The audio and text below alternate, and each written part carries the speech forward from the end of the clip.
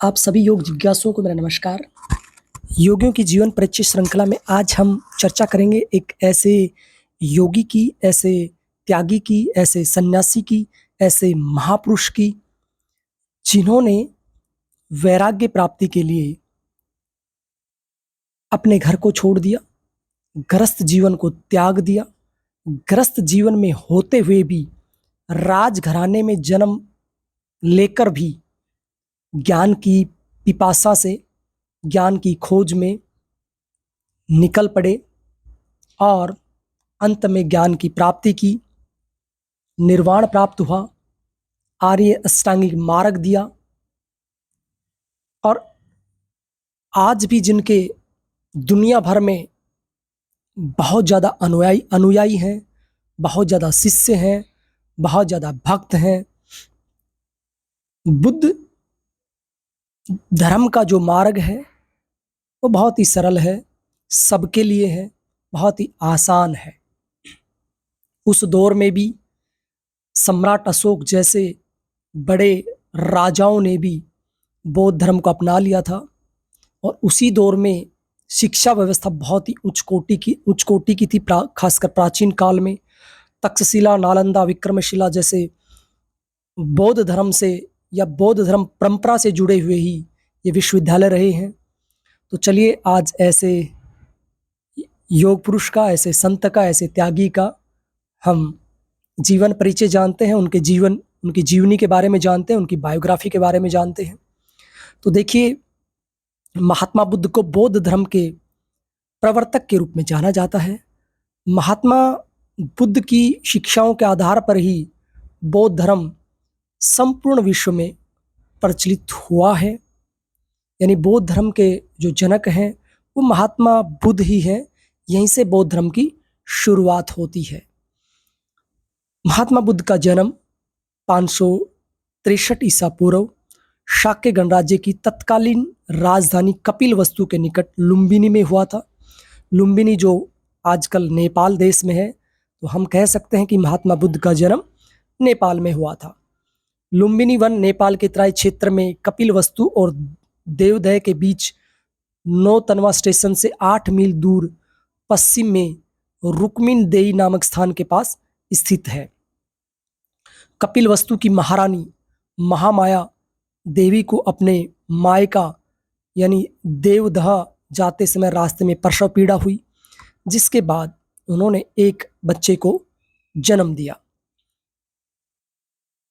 जिसका नाम सिद्धार्थ रखा गया था। गौतम गोत्र में जन्म लेने के कारण उन्हें गौतम बुद्ध भी कहा जाता है। यानी जिन्हें हम महात्मा बुद्ध कहते हैं, उनका वास्तविक नाम सिद्धार्थ था और गौतम जो गोत्र परंपरा है उसमें जन्म लेने के कारण उन्हें गौतम बुद्ध भी कहा जाता है। और इनके पिता का नाम शुद्धोधन था और इनकी माता का नाम महामाया था। एक कथा के अनुसार सिद्धार्थ की माता महामाया देवी का उनके जन्म के 7 दिन बाद ही निधन हो गया था। इसलिए सिद्धार्थ का जो पालन पोषण है उनकी मौसी ने किया था। और क्योंकि वो राजा सुद्धोधन जो है, यानी सिद्धार्थ के जो पिता है, उनकी दूसरी जो रानी थी महाप्रजावती ने महात्मा बुद्ध का लालन पालन किया था, जो उनकी मौसी थी। महात्मा बुद्ध के बचपन का नाम सिद्धार्थ था, जिसका अर्थ है जो सिद्धि प्राप्ति के लिए जन्मा हो या सिद्ध आत्मा हो। सिद्धार्थ का मतलब सिद्धि प्राप्ति के लिए जन्मा हो या सिद्ध आत्मा हो, जिसे आगे चलकर सिद्धार्थ ने अपने दिव्य कर्मों से सिद्ध भी कर दिखाया। जन्म समारोह के दौरान बताते हैं कि साधु दृष्टा आसित ने पहाड़ के निवास से घोषणा करते हुए कह दिया था कि यह बालक एक महान राजा या एक महान पवित्र आध्यात्मिक पथ प्रदर्शक बनेगा। यानी ये बालक सामान्य बच्चा नहीं है, कुछ विशेष बच्चा है, अलग बच्चा है और ये एक अलग काम करेगा और खासकर अध्यात्म के पथ पर। तो बताते हैं कि नेपाल में स्थित जो लुम्बिनी में महाराजा अशोक ने 3री शताब्दी ईसा पूर्व बुद्ध के जन्म की स्मृति में एक स्तंभ बनवाया था, जहां आज भी पूरे विश्व से हजारों लोग उस ऐतिहासिक स्तंभ को देखने आते हैं। बुद्ध का जन्म दिवस आज अनेक देशों में मनाया जाता है। बुद्ध का परिचय उनके आरंभिक जीवन की अनेक घटनाओं से पता चलता है। खेलों में सिद्धार्थ खुद हार जाना पसंद करते थे, क्योंकि किसी को हराना और किसी का दुखी होना उनसे नहीं देखा जाता था। ये बहुत बड़ी बात है कि कोई भी जब वो खेल खेलते थे महात्मा बुद्ध, तो खुद हार जाते थे। क्यों? क्योंकि उन्हें अच्छा नहीं लगता था कि दूसरा हारे और वो दुखी हो, परेशान हो। तो ये महापुरुषों के लक्षण होते हैं, महापुरुषों की पहचान होती है, और कहते हैं कि बचपन में ही पूत के पैर पालने में दिख जाते हैं। तो ऐसे ही जो बुद्ध के क्रियाकलाप थे, बुद्ध की जो एक्टिविटी थी, बुद्ध का जो व्यवहार था, उससे स्पष्ट झलक रहा था कि ये बच्चा कुछ अलग है, दिव्य है और कुछ अलग करने के लिए पैदा हुआ है। बुद्ध के जीवन से जुड़ी हुई जो प्रचलित कथा है उसको हम जान लेते हैं। तो देखिए, महात्मा बुद्ध के जीवन की वास्तविकता का पता उनके जीवन से जुड़ी हुई एक सच्ची घटना के माध्यम से चलता है। एक बार बुद्ध के सौतेले भाई देवव्रत ने एक पक्षी को शिकार के दौरान अपने बाण से घायल कर दिया था। उसी समय महात्मा बुद्ध दौड़कर उस तड़पते हुए पक्षी को, उस बिलखते हुए पक्षी के पास जाकर और अपनी गोद में उठा लेते हैं और उसका तीर निकाल देते हैं जो लगा था, उनको घायल हुए थे जो, और फिर उन्हें सहलाते हैं प्यार से अपनी गोदी में उठाकर और उन्हें पानी पिलाते हैं। इसके बाद देवव्रत बुद्ध के पास आकर बोला, ये शिकार तो मेरा है, मैंने इसका शिकार किया है, अतः ये पक्षी मुझे दे दो आप। परंतु महात्मा बुद्ध ने पक्षी को देने से इनकार कर दिया, मना कर दिया।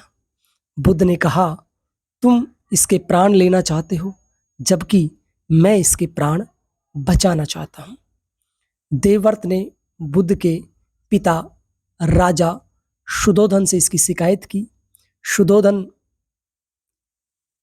को उन्होंने कहा, देवव्रत ने, कि पिताजी मैंने ये शिकार किया है और ये मेरा है पक्षी, बुद्ध का इसमें कोई अधिकार नहीं है। शुद्धोधन ने भी कहा कि बेटे सिद्धार्थ, इस पक्षी को तुम देवव्रत को दे दो, क्योंकि इसका शिकार देवव्रत ने ही किया है। इस पर सिद्धार्थ ने विनम्रतापूर्वक अपने पिता से कहा कि आकाश में विचरण करने वाले इस बेजुबान पक्षी पर तीर चलाने का क्या अधिकार है? यानी हम सब मनुष्यों का कोई अधिकार नहीं है। ये बेजुबान पक्षी हैं, बेसहारा हैं, विचरण करते हैं पूरे आसमान में, है ना। कहा भी जाता है ना कि तालीम नहीं दी जाती परिंदों को उड़ानों की, वो तो खुद ही ऊंचाई मापते हैं आसमानों की। तो हमारा कोई अधिकार नहीं है कि बेजुबान पक्षी को हम मारें, क्योंकि पक्षी ने हमारा कुछ बिगाड़ा नहीं है, हमें कोई कष्ट नहीं पहुंचाया है, हमें कोई नुकसान नहीं पहुंचाया है, और ऐसे हमें शिकार भी नहीं करना चाहिए। यानी पूरी अहिंसावादी बात यहाँ पर महात्मा बुद्ध करते हैं अपने पिता से, और फिर कहते हैं, इस पक्षी ने देवव्रत का क्या बिगाड़ा था? मुझसे इस पवित्र पक्षी का दुख नहीं देखा जा रहा है, इसलिए मैं इसकी सेवा कर रहा हूँ। मैंने ही तीर निकाल कर इसके प्राण बचाए हैं, इसलिए इस पक्षी पर मेरा अधिकार है। यानी कहते हैं इस पक्षी पर मेरा अधिकार है क्योंकि मैंने इसके प्राण बचाए हैं। राजा शुद्धोधन सिद्धार्थ के पवित्र भाव को समझ चुके थे, समझ गए कि बेटा बिल्कुल सही बात कह रहा है। इसलिए उन्होंने कहा, सिद्धार्थ तुम ठीक कह रहे हो, इस पक्षी पर तुम्हारा ही अधिकार है, क्योंकि मारने वाले से बचाने वाला सदैव बड़ा होता है। इसके बाद शिक्षा एवं विवाह। तो सिद्धार्थ ने गुरु आलार कलाम एवं उद्दक रामपुत्र के सानिध्य में रहकर वेद, उपनिषद, राजकाज, योग और युद्ध विद्या, कुश्ती, घुड़दौड़, तीर कमान आदि में भी महारत हासिल कर ली थी। यानी सिद्धार्थ खेलों में हार जाना पसंद करते थे, लेकिन बहुत ही एक्टिव थे, बहुत ही एनर्जेटिक थे, बड़े उत्साही रहते थे, और वेद उपनिषद इनको पढ़ने के साथ साथ वो युद्ध विद्या में भी कुशल हो गए थे, कुश्ती भी करना जानते थे, घुड़दौड़ करना भी जानते थे, तीर कमान चलाना भी सीख चुके थे। बताते हैं कि 16 वर्ष की उम्र में सिद्धार्थ का जो विवाह है वो शाक्य कुल की कन्या यशोधरा से कर दिया गया था। बौद्ध ग्रंथों में यशोधरा के जो अन्य नाम मिलते हैं वो बिंब भी नाम मिलता है, गोपा नाम भी मिलता है, भद्दकच्छना भी उनके नाम मिलते हैं। यानी इनकी जो पत्नी थी वो यशोधरा थी और जिनके कई नाम मिलते हैं। विवाह संस्कार के बाद सिद्धार्थ ऐश्वर्य युक्त, वैभवशाली, अच्छा मतलब मिलजुल के एक गृहस्थ की तरह वो जीवन जीने लगे थे। इसके बाद इन्हें एक यशस्वी पुत्र की प्राप्ति हुई थी जिसका नाम राहुल रखा गया था। मतलब महात्मा बुद्ध को एक पुत्र भी था जिनका नाम क्या था? राहुल था। तो बुद्ध को वैराग्य कैसे होता है ये भी हम जान लेते हैं। तो बताते हैं कि मतलब बड़ी इंटरेस्टिंग कहानी है, बड़ी अच्छी कहानी है, रोचक कहानी है। इनके जीवन से जुड़ी हुई हर घटना, इनके जीवन से जुड़ा हुआ हर पहलू एक विशेष घटना है, विशेष आनंद देने वाला है, विशेष प्रयोजन वाला है। तो देखिए, बताते हैं कि बसंत ऋतु का समय था और उस समय महात्मा बुद्ध भ्रमण करने के लिए निकले थे, घूमने के लिए निकले थे, क्योंकि एक राजघराने से थे, एक अच्छे परिवार से थे। इनके पिता राजा थे। इन्हें सड़क पर एक बूढ़ा आदमी दिखाई देता है। उसके दांत टूटे हुए थे और वह हाथ में लाठी लिए झुककर चल रहा था। दूसरी तरफ उनकी दृष्टि एक रोगी पर गई। इसके साथ ही बुद्ध ने एक प्रसन्नचित्त सन्यासी को देखा। अंत में इनकी दृष्टि एक अर्थी पर पड़ी जिसको 4 आदमी शमशान की तरफ लेकर जा रहे थे। यानी एक ही व्यक्ति की 4 अवस्थाएं उन्होंने देखी। एक बुजुर्ग व्यक्ति देखा, एक रोगी व्यक्ति देखा, एक प्रसन्नचित्त सन्यासी देखा और एक व्यक्ति को अर्थी पर ले जाते हुए भी 4 व्यक्तियों के द्वारा इन्हें दिखाई दिया। इसके अतिरिक्त इन्होंने एक बच्चे को भी देखा था बच्चा कैसे खिलखिलाकर खेल रहा है यानी इन्होंने जीवन की अवस्थाएं देखी कि एक बच्चा है, एक सन्यासी है, एक युवा है, एक वृद्ध व्यक्ति है, एक बीमार व्यक्ति है और अंत में व्यक्ति को शमशान घाट की तरफ यानी चले जाना है, यानी मरना भी है एक व्यक्ति को अंत में। तो ये सब घटनाएं इन्होंने देखी है कि जगह पर कि ये जीवन के अलग अलग अवस्थाएं हैं। तो ये सब देखकर सिद्धार्थ को वास्तविक जीवन का ज्ञान हुआ। इसके बाद बुद्ध के मन में अनेकों विचलित करने वाले प्रश्न उठने लगे। इसके बाद पुनः एक दिन सिद्धार्थ भ्रमण पर निकले। तब उनकी दृष्टि एक सन्यासी पर पड़ी। संसार की सारी भावना और कामनाओं से मुक्त प्रसन्नचित्त सन्यासी ने सिद्धार्थ को अपनी ओर मोहित कर लिया। यहीं से बुद्ध के मन में वैराग्य के बीज उत्पन्न हुए। अब बुद्ध केवल सत्य की खोज करना चाहते थे। इसके बाद बताते हैं कि 29 वर्ष की उम्र में राजपाट, घर गृहस्थी, मोह माया सबको छोड़कर तपस्या के लिए चल पड़े। यानी इन्होंने ठान लिया था 29 वर्ष की उम्र में कि मुझे तपस्या करनी है और वास्तविक ज्ञान मुझे प्राप्त करना है। तो ज्ञान प्राप्ति और निर्वाण की भी इनकी मतलब जीवन का हर पहलू एक सीख है। तो ज्ञान प्राप्ति में क्या होता है कि बताते हैं कि तपस्या करते हुए सिद्धार्थ को 6 वर्ष बीत चुके थे, लेकिन सफलता अभी भी नहीं मिल रही थी। इसके बाद उन्होंने मध्यम मार्ग को अपनाया, जो तपस्या और असंयम की पराकाष्ठाओं के बीच का मार्ग था। सिद्धार्थ जहां तपस्या कर रहे थे, वहीं से कुछ औरतें चर्चा करती हुई जा रही थी। उनकी चर्चा सिद्धार्थ के कानों में गुंजायमान होने लगी। वे स्त्रियां कह रही थी कि वीणा के तारों को ढीला मत छोड़ दो। ढीला छोड़ देने से उनका सुरीला जो स्वर है वो नहीं निकलेगा, पर उन तारों को इतना भी मत कसो कि वो टूट जाए।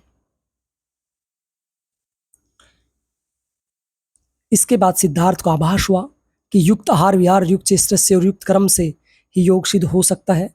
अति सर्वत्र वर्जित अर्थात अति का हमेशा त्याग ही करना चाहिए। अतः लक्ष्य प्राप्ति के लिए मध्यम मार्ग ही सबसे उपयुक्त है। तो इसलिए बाद में महात्मा बुद्ध ने मध्यम मार्ग को ही अपनाया था। तो बताते हैं एक दिन सिद्धार्थ वट वृक्ष के नीचे ध्यान अवस्था में लीन थे। तभी समीपवर्ती गांव की एक स्त्री सुजाता ने पुत्र प्राप्ति की खुशी में गाय के दूध की खीर कई दिनों से भूखे सिद्धार्थ को खिलाई। सुजाता ने कहा कि जिस तरह मेरी इच्छा पूर्ण हुई है, इसी तरह एक दिन आपकी भी मनोकामना जरूर पूर्ण होगी, ऐसा महात्मा बुद्ध को कहा। बैशाखी की पूर्णिमा की रात निरंजना फल्गु नदी के किनारे पीपल वृक्ष के नीचे 6 वर्ष की कठिन साधना के बाद 35 वर्ष की आयु में सिद्धार्थ को बौद्ध ज्ञान प्राप्त हो गया था। इसके बाद ही सिद्धार्थ महात्मा बुद्ध के नाम से प्रसिद्ध हुए थे। जिस वृक्ष के नीचे में महात्मा बुद्ध ने ध्यान साधना की थी वह आज बोधि वृक्ष कहलाता है, जो बिहार में गया नामक स्थान पर है। पाली सिद्धांत के महापरिनिर्वाण सूत्र के अनुसार 80 वर्ष की उम्र में इन्हें 483 ईस्वी पूर्व महानिर्वाण प्राप्त हुआ था। इसके बाद इनके अनुयायियों ने बौद्ध धर्म का प्रचार प्रसार किया। भूटान, चीन, Tibet, Nepal, Thailand, Japan, Mongolia, Verma, Korea, Bharat, Sri Lanka आदि देशों में आज भी बौद्ध धर्म के अनुयायी हैं।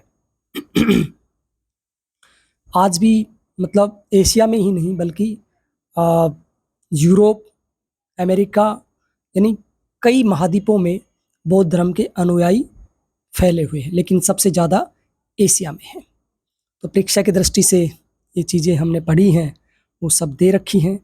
4 आर्य सत्य हैं: दुख, दुख समुदय, दुख निरोध और उसका मार्ग क्या है। बौद्ध धर्म के अनुसार चौथे अभिसत्य का नाम आर्य अष्टांगिक मार्ग है, जो सभी प्रकार के दुखों से छुटकारा पाने का रास्ता है। आर्य अष्टांगिक मार्ग को 8 फोल्ड पाथ कहते हैं। नेट की दृष्टि से इंपॉर्टेंट है, कई बार नेट के एग्जाम में पूछा जाता है, लगभग हर बार ही आता है, ये आगे पीछे सीक्वेंस पूछ लिया जाता है। तो सम्यक दृष्टि यानी सम्यक दृष्टि, सम्यक संकल्प, सम्यक वाक, सम्यक क्रम, सम्यक जीविका, सम्यक प्रयास, सम्यक स्मृति, सम्यक समाधि, ये आर्य अष्टांगिक मार्ग है।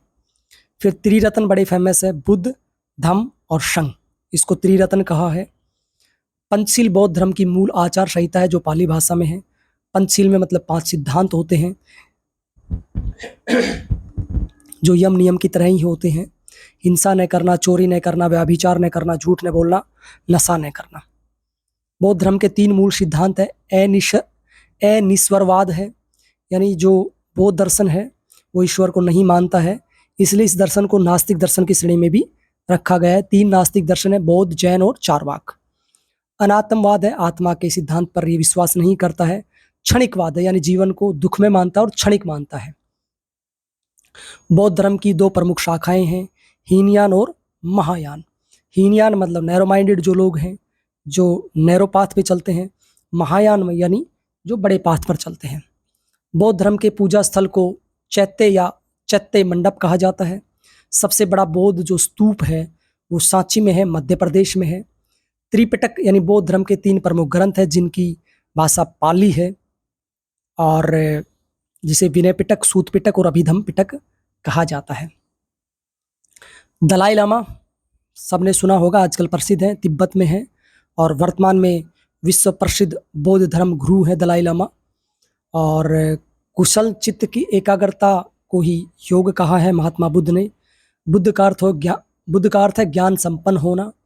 बुद्ध का सबसे पवित्र त्यौहार यानी बौद्ध धर्म का सबसे पवित्र जो त्यौहार है, जैसे हिंदुओं का दिवाली होता है, ऐसे बौद्ध धर्म का सबसे पवित्र त्यौहार वैशाखी पूर्णिमा है, जिसे बुद्ध पूर्णिमा के नाम से भी जाना जाता है। विपश्यना मेडिटेशन क्या है? विपश्यना ध्यान क्या है? विपश्यना ध्यान की एक प्राचीन विधि है, जिसे महात्मा बुद्ध ने आज से 2500 वर्ष पूर्व पुनर्जीवित किया था। महात्मा बुद्ध ने ध्यान की विपश्यना साधना के द्वारा ही बुद्धत्व को प्राप्त किया था। विपश्यना शब्द वि उपसर्ग पूर्वक पश्य धातु से निष्पन्न होता है, जिसका अर्थ होता है विशिष्ट प्रकार से देखना। विपश्यना का क्या अर्थ है? विशिष्ट प्रकार से देखना, यानी विशेष प्रकार से देखना। विपश्यना शब्द मूलतः पाली भाषा का है, जो पाली भाषा के ही पसना शब्द का रूपांतरण, यानी पहले इसका वास्तविक जो शब्द था वो पसना था, फिर बाद में क्या बन गया? विपश्यना बन गया। पसना का अर्थ है जो चीज जैसी है उसे उसी स्वरूप में देखना, यानी जो चीज वैसी है उसको उसी स्वरूप में देखना। विपश्यना एक प्रकार का आत्म साक्षात्कार एवं दर्शन है। दूसरे शब्दों में विपश्यना का अर्थ है सच्चाई को उसके वास्तविक रूप में देखना, यानी जो चीज है उसको उसी रूप में देखना।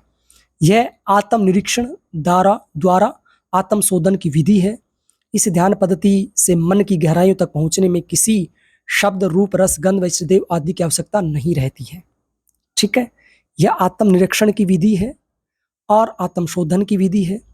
और इस ध्यान पद्धति से मन की गहराइयों तक पहुंचने में किसी शब्द, रूप, रस, गंध व इष्ट देव आदि की आवश्यकता नहीं रहती है। यानी कोई शब्द की जरूरत नहीं है, कोई रूप, रस, गंध या किसी देवता की, किसी गुरु की जरूरत नहीं है। यानी खुद ही साधक अपना आत्मनिरीक्षण करता है। इसका आरंभ अपने स्वाभाविक श्वासों के निरीक्षण से होता है। यानी इसमें चित्त एकाग्र होता है और साधक तटस्थ भाव से जो हो रहा है वही देखता है।